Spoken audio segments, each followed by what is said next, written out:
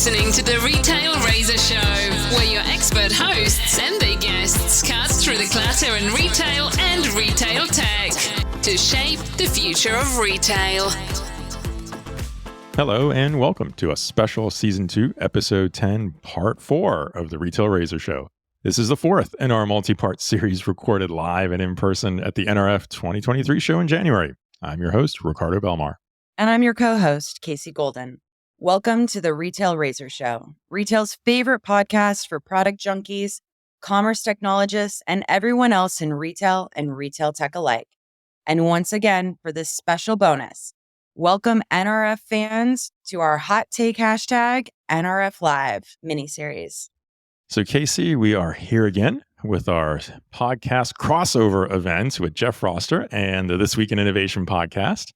And thanks to our sponsor, Avanade, we were able to record this series live and in person at the NRF show in Avanade's fabulous lounge space overlooking the main expo floor. A big shout out to our friends at Avanade for giving you and Jeff such a great space to record from. They know how to get things done. Absolutely. So let's dive right into this week's discussion. Casey, when I say micro-fulfillment to you, what do you think of? And what would you say if I said micro-fulfillment specifically for dense urban locations? Quick and smart fill-ins for your best sellers so you don't miss out on a sale?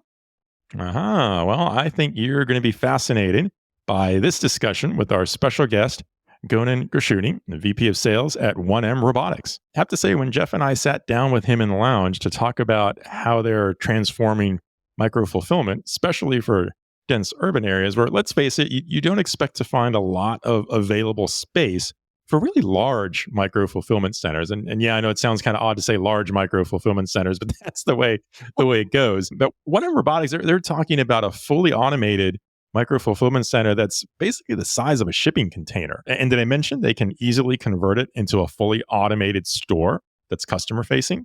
We're going to hear about a lot of different possibilities and configurations of this technology. So the first thing I thought was, sounds expensive for a large micro fulfillment center. Now I'm intrigued when you said shipping container. So I'm ready for it. And you know how much I love powering the future of e-commerce, and this sounds like something really interesting to help those use cases. Yeah, I 100% agree. So let's jump right in and listen to Jeff and my discussion with Gonen from 1M Robotics.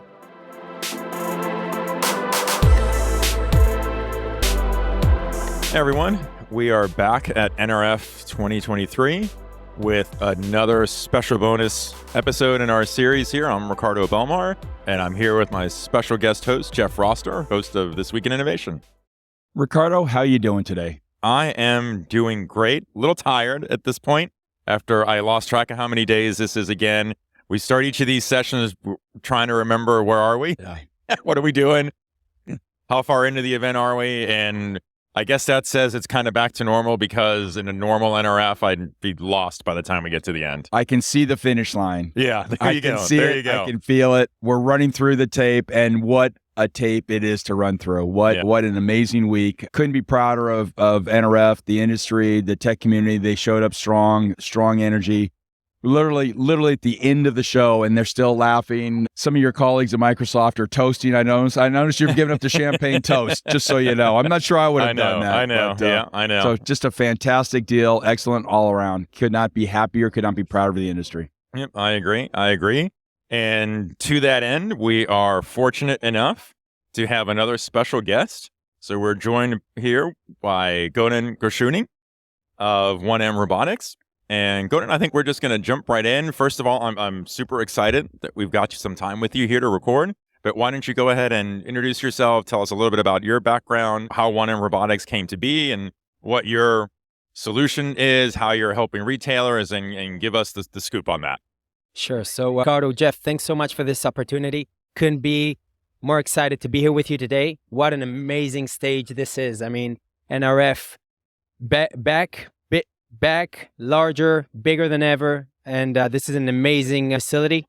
Well done for the NRF crowd. A bit about myself, Gonen Gershuni, VP Sales at 1M Robotics. I joined the company a bit under a year and a half ago. Prior to that, I worked at another successful Israeli startup called Bring. They are also here. Shout out to the Bring team. You guys are rocking it. I met them. I bumped into them. Yeah. So the only company that actually had a bottle of wine that we toasted while we were talking. That's a first. Now I've had people at happy hour bring not in the middle of the day, so that was a fun interview.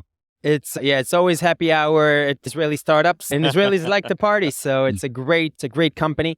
I worked at Bring for about 5 years in various sales roles, from business development to global partnerships, sales, overseeing various strategic initiatives. So this gave me, I would say, a very rich and deep understanding and background on e-commerce, last mile fulfillment, and all that entails. Prior to that, I was in performance marketing for about 3 to 4 years. So for the better part of the last decade and a bit more, I've been in various high-tech companies at various life cycle stages, and very proud to be at 1M Robotics today. In a nutshell, 1M Robotics is a startup that's focused on automating hyper-local logistics infrastructure. It's a mouthful, but this pretty much means that we are creating urban facilities for last mile fulfillment that are leveraging automation and robotic technology to alleviate the main pain points of last mile. Those are mainly two challenges: unit economics and scale, operating at scale while remaining ROI positive. And I think that was a mouthful, but I'm like it so far. So let me ask you this. Give us a little more, go down another layer and tell us how you're doing that. Okay, great. So let's first start with a quick background story, or the origin story, as I like to say in comics, of 1M Robotics. 1M Robotics was founded by co-founder and CEO Eyal Yair and co-founder and COO Rui Tuval. Eyal is a seasoned entrepreneur, having led various startups. This is his fourth. 2 were sold. 1 was less of a success story, but nonetheless a great experience to be had. And he brings a wealth of experience in sales, business development, and other related functions. Rui Tuval, a co-founder and COO, brings a rich background in robotics, photonics, and other related material handling. The two collaborated as they got together to identify the main needs in last mile fulfillment infrastructure. And they saw that micro-fulfillment, or just about any other large-sized facility leveraged today, that's a hotly contested field, a red ocean as it's typically called, meaning tons of competition, tons of players operating in the space, and they're all great, formidable companies addressing some major pain points, but not last mile fulfillment, not rapid delivery. They are at best able to offer what's called same day, order today, receive it later in the day toward the evening time. At best, again, most of the time it's next day. But really they saw a major gap when it came to rapid delivery. And when we say rapid delivery, yes, it can be the quick commerce type of delivery increments of 30 minutes and below, but it's just about anything below 2 hours. And that was a really blue ocean with tremendous opportunity and a major need from just about any retailer and CPG brand looking to address or to reach their customers in a closer and faster, timely manner. So they saw that there was zero automation in that space. And that's how they decided to form this company, to create urban facilities that are way smaller. So we're talking about facilities that are about the size of a standard store, convenience store, etc. So think somewhere along the lines of hundreds to thousands in the few of square feet. Okay. So I take it then based on the size, right? When I think of micro fulfillment, I think of a larger format, large store, not the size of a distribution center or fulfillment center, but something smaller than that. So clearly larger form factor than you're talking about, which I guess makes it difficult to put that in an urban environment because it's hard to find that large space. So is the idea here then that by doing this in that smaller format, you're able to get a higher density in an urban environment for someone that wants to do this kind of rapid delivery? It's twofold. First of all, spot on. Physically, it's very challenging to place a micro-fulfillment center in a dense urban metropolitan area. Think downtown Manhattan. It's impossible. Authorities wouldn't allow it. It's very costly, and it would create lots of friction because those facilities are predominantly not 100% automated. Now, let's take a facility that's about the size of a standard 7-Eleven store. Micro-fulfillment operators would not take such a project on. It's too small for them, and they also would have to adopt their technology solution to fit inside a way smaller form factor. And this is where we come in with our technology innovation. We're able to fit into very densely populated urban metropolitan areas and locate or deploy our facilities within a very small retail footprint. By introducing automation, we're able to also do 2 things. For one, expedite workflows, alleviate the pain of the human workforce, And in doing so, also completely eliminate shrinkage, human error, and other related challenges. So how automated are we talking about? Are you saying this is a fully automated facility? There's very light to no human touch required? So we have two types of solutions, two types of installments, or two types of systems, as we call them. One, an autonomous lights out facility. And that, as you said, Ricardo, is 100% lights out. An end-to-end automated facility. We've already got this deployed with various exciting customers around the world, such as Nespresso, such as AB InBev, etc. And that is a facility that requires zero headcount. A customer places an order on an online channel, and then our system does everything, picking, packing, and pushes out an order for a delivery guy to collect or a customer pickup. In addition to that, this can also serve returns, and things are way faster and easier to do from one single, let's call it omnichannel presence. Second option, or the second infrastructure that we've created, is what's called collaborative automation. In cases where the human workforce is still required to operate some sort of function within the facility, we expedite and simplify workflows by introducing automation into the game, taking a fully manually relying operation and adopting it to this new reality. Incorporating innovation into the story and automation makes things a lot faster. It's sort of like, think about the assembly line as it was first introduced in the days of Ford, all the way to where it's at today with Tesla. A lot more innovation, a lot less reliance on a human workforce, while still having some workforce, some work tasks done by the human operator. Now, you showed I can't even talk right now. My throat's so thrashed. The coffee example. How many SKUs was that in that automated footprint store? So in that specific facility, because we're talking about a rather limited product assortment to begin with, right? That's a few hundreds. Yeah. We can support all the way up to around 4,000 SKUs. And I would say another differentiating factor in our technology is that we also support frozens. That's unheard of in warehousing automation. So 4,000 SKUs. What's a typical 7-Eleven? Less. Less than 4,000 Yes. SKUs. Okay. So Aldi US, for example, they're somewhere along the lines of 2,000. 2,000 SKUs. Average quick commerce players between 1,500 to 3,000 max. We are not trying to address a hypermarket. I am less relevant for that Costco, that Walmart. But for the small format stores, for the convenience store chains, for consumer electronics small format stores like Best Buy is trying to now launch, this is a great fit. And this is where we play. We're playing in the fast-moving goods line, where we're talking about product assortment that you want to get out to your customers as fast as possible. Offer that brand new iPhone as fast as possible as you are doing the NPI.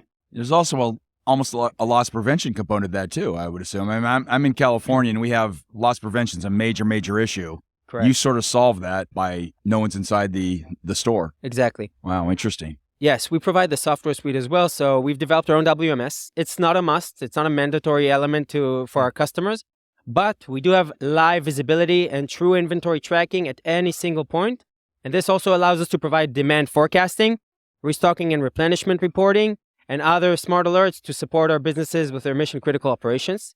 I would also add that shrink is a major pain point, because at the end of the day, when we're talking about consumer electronics, we are already working with some leading Apple distributors globally. And in many markets, the product that is being sold might be more costly than the human workforce, one single human employee. And in such case, if you lose one iPhone, this is a major challenge for you as a business. And we're able to completely eliminate that by providing live visibility into each and every single SKU that we handle. That's so interesting. Wow. How many deployments do you have of that example where it's literally, I mean, it's automation, but I mean, it almost feels like a giant, kiosk. Yeah. Right. So you've touched on an important point. Our system comes shipped in a container-sized form factor, meaning we use standard shipping containers to ship our systems globally by land or sea. This allows us to operate very flexibly and to ship out our system super fast. In addition to that, we can deploy the system just about anywhere, either as is, as a standalone unit within the container, and then it's a great way to address smaller towns, rural areas, and also deploy this next to a venue or wherever. Second option is to remove it from the container shell and just place the system as is within a retail facility, within a retail real estate. In such case, it takes us about under 2 hours to deploy inside of a facility. So it's an off-the-shelf solution with almost with near zero launch time. So this for a business is a game changer. Yeah. So you are in fact an automated store. Yes. I didn't realize that. Yeah. But I think that's also a very... I mean, you're a really automated store. I mean, because you're not even... I guess the difference is, some of the examples we look at, I don't want to say which vendors, but I mean, you walk into the store, you pick it up, and, so shop and go, or however you want to say it. I'm obviously not getting into the store, which makes you a perfect loss prevention scenario. Correct. But I would add, though, that in some cases, for example, let's think of Walgreens, okay? They work with Verizon. Verizon effectively gives them a store within a store, right? A designated section that's purely the product assortment that Verizon is selling at a Walgreens. We can also incorporate our system directly into a retail facility. So, for example, we can be talking to a retailer, and he might be thinking, okay, how do I utilize this within my existing real estate network? They can just allocate or designate a specific zone for us to automate, and then they can have 1/3 store automated for e-commerce orders and deliveries and customer pickups, and the other part be experiential. Have the customers, the walk-in traffic roaming around the store, doing their purchases. Nothing is interrupted, and this allows me to avoid that friction of couriers coming in, flocking into the store, while also having walk-in traffic roaming around. Interesting. You have lots of different ways and then you can operate, because I'm assuming because of the automation, you could also operate in a truly, totally dark, you mentioned before, a lights out mode, right? Where completely standalone, everything is packaged up. You just have whoever's doing the delivery basically picks it up. Yes. Right. I would also add that because it's an automated robotic mechanism, we're able to also leverage, I would say, expansion dimensions. What I mean by that is that if, for example, the ceiling height within retail facility is around 4 meters, we're able to expand, going higher, longer, or wider, accommodating the needs or the challenges and constraints of the actual retail facility. So let's say it's an L-shaped facility. The system can be expandable to accommodate and to maximize on storage capacity. And in doing so, we can cover more SKUs. We can reach higher, wider, longer, whatever, some specific areas where a human operator, simply put, would not be able to reach. I'm not 4 meters tall. I wish I was. Right. Maybe I'd have a promising NBA career. Right. Right. See, there's a lot of flexibility, obviously, in the form factor you can take and how you support a given retailer. So, and I guess that's the differentiator then for you versus other, because like you said at the beginning, there's so many other micro fulfillment players, but they're all geared around the much larger form factor where almost each location is like a custom build out. Yeah. And you've almost made this into almost a cookie cutter approach for the retailer. It's exactly a cookie cutter approach. It's an off-the-shelf solution with zero launch time. You're shipping in the the container that you would just drop at a stadium or at a racetrack or something. Yep. You literally just drop it. Indy 500, let's go. Yeah. You want to do this on There's somebody already there, though. No problem. You're right. Yeah. But I think it's 3 main differentiators. It's size, scale, and the fact that we're off the shelf. Size-wise, again, we can work in practically a way smaller facility that's about the size of a standard convenience store. Scale, because the system is off the shelf, this means that it can be deployed in 0 time and can easily be deployed in many, many more locations. It's practically something that can easily be duplicated to address more crowds, reaching more customers. And third, it's an off-the-shelf offering so that we are able to mass produce these systems and be up and running faster.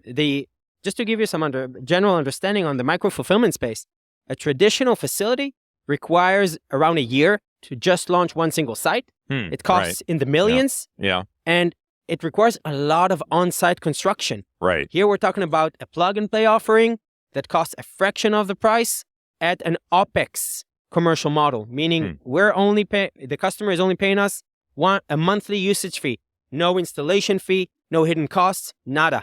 It's way faster and easier to adopt. I think that it's pretty much an adoption or an adaptation of a SaaS model on a hardware and software base. Wow. It's an adaptation. That's an interesting model. I know. Ricardo and I both looked at each other, and after 5 days of exhaustion, that perked me up a lot. That's exactly. Really interesting. Yeah. I didn't realize in the demonstration you're literally an autonomous store. Yeah, I got the whole pick and pack or thing, but boy, that's a whole interesting scenario to say the least. I think that the retail angle is clearly a very strong one for us in terms of product market fit. But we are also seeing high demand now, also coming from upstream, meaning taking this into a DC, a facility that still is very much manually operated, and incorporating our systems directly into that to address a specific line of products within the DC, or to take this into industrial use cases, auto parts. Just think of an example. Let's say you're now about to board that plane taking you home, right? Right now, there's a maintenance issue. They're putting out a real-time request, right? Calling the maintenance crew to bring that missing part, even a tiny screw. Any single minute of delay is now costing millions to the airline. Customers are now frustrated. They're annoyed. They're gonna demand compensation. So that's millions of dollars in fines. If we're able to address them with frontline warehouse that is fully automated, with full visibility into inventory, this is also a game changer for the airline industry. And that's just off the top of my head. And secured too. Yes. Right. That's such a big deal. Yeah. Wow. Wow. Interesting. So then if we look out into 2023 and this year and beyond, obviously you've got a really positive outlook on the potential here. I'm just thinking for this year in particular, how would you gauge the retailer interest just based on what you've seen here at the show? Are you expecting to have a really successful 2023? You think you expect to see a lot of new engagements with retailers because there's a lot of pent-up demand for this? So yes, there's definitely huge demand for this, but being a startup, we need to be minded to the fact that we should also be focused on the markets where we are seeing where there's a clear line of sight on the ROI we're bringing for our customers and the value to be had. If it's a nice to have, then we will probably not dive into any such opportunity. We're mainly addressing the businesses that have an immediate need for this, whether it's driven in terms of their customers demanding faster service, whether it's because of the tight SLA that they're promising to customers and are failing to meet, or various other parameters. I would say that the immediate sectors that we are addressing are those in retail where there is a urgency for the product to be had, and also an understanding on the retail side that automation is their way to go forward, their future for the business. We're not trying to replace an existing warehousing automation technology stack. On the contrary, we are happy to work alongside an MFC because we are not replacing them. It's an additional node in their supply chain. And we see this as an ecosystem play. We're partnering up with additional players such as Microsoft powering their tech stack, such as SAP maybe, or any other player is an additional part in this holistic approach. Wow. Yeah. Very interesting. Really fascinating. Wow. Looking forward to seeing how this plays out for you this year. Yeah, this is exciting. When are you guys coming to either Israel or either other deployments? You got to invite me. I'd come in a heartbeat. Okay. We need to check two things first. Number one, that you are open to having lots of hummus. Number two, that you're open to drinking any time of the day. Yeah. I think we've got those two covered. So yeah. So funny story on that. I've never ever liked eggplant. Okay. And well, you'd have to see how Americans cook eggplant. And I got to Israel, and we're having. I mean, I've never seen more hummus in my entire life, and I'm eating this, and I go, wow, what is this? And the waiter comes and says, well, that's baba ganoush. And I go, what's baba ganoush? I love baba ganoush. It's eggplant. Yeah. I'm with you, Jeff. Wonderful stuff. I'm not a fan of eggplant. Eggplant is my nemesis, my arch nemesis. But I'll eat baba ganoush all day long. I like saying it. I like eating it. So that is an offer I will gladly accept. Okay, sounds good to me. Yep, that'll work. All right.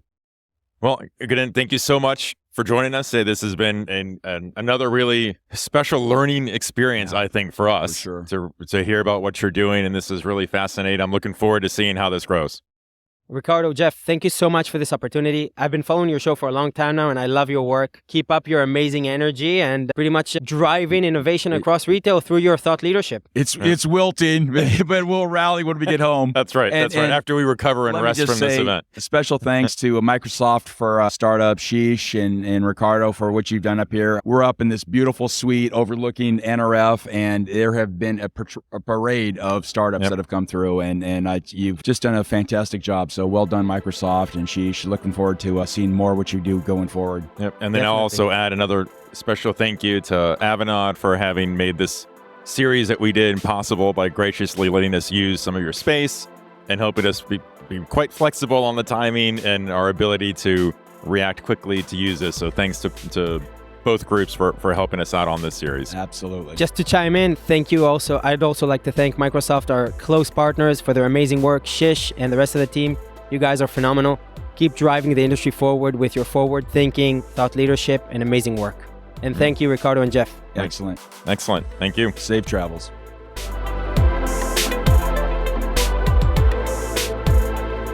Welcome back, everyone. So, wow. Talk about endless possibilities with something that started out as just a small form factor micro-fulfillment service. I mean, I can totally see this being integrated into other stores in urban geographies and maybe by e-commerce brands trying to offer rapid delivery. So much opportunity here. Yeah, it's like I previewed at the start. Gonen goes through a number of use cases that I just wouldn't have thought of as micro-fulfillment as the solution for those. When you think about it, I can really see these guys taking off and being very successful.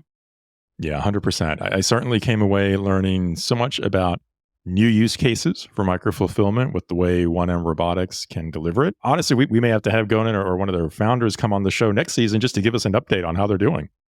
Absolutely. Well, Ricardo, I think that is a wrap for part 4 of our NRF Live crossover series. Can't wait to see how you and Jeff wrap up this next episode. Yeah, Jeff and I saved a really great, fun discussion with Greg Jones from Avanon to wrap us up with a discussion on trends we saw at NRF, plus a few thoughts on startups and retail. So tune in next time for part 5. Oh, I love to hear that. So that means this episode is a wrap.